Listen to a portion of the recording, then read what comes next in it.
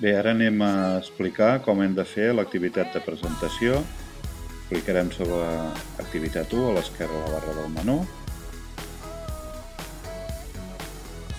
i apareix la pantalla de treball.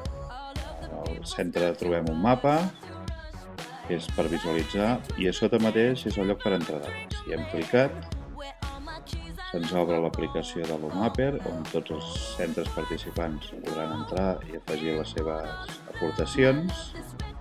Veiem a dalt a l'esquerra el logo d'UMapper, les preferències, i bé, aquest és el mapa de Manresa. Això funciona igual que el Google Maps i podem fer zoom, variant, reduint. No cal que fem la foto a sobre de l'institut, sinó que si tirem a qualsevol lloc, cliquem a sobre de la icona del pin i l'arrosseguem o el cliquem al lloc on volem georreferenciar-lo.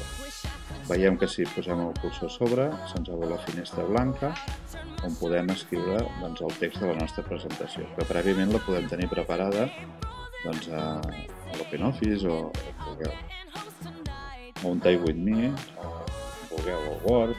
Bé, posem el títol, entrem al text, veieu a sota que podem escollir el tipus de font, negretes, etc. Podem afegir una imatge també, ja sigui una que tinguem a internet o fins i tot podem pujar-ne alguna de nostra pròpia, i també podem veure que podem afegir so, o sigui, podem tenir enregistrat un fitxer de so, podem haver gravat amb el mòbil o podem haver gravat amb el mateix ordinador, i també el podem associar en aquesta presentació tan fantàstica que estem preparant. Diverses opcions que ja us podreu entretenir vosaltres a mirar-les i investigar-les.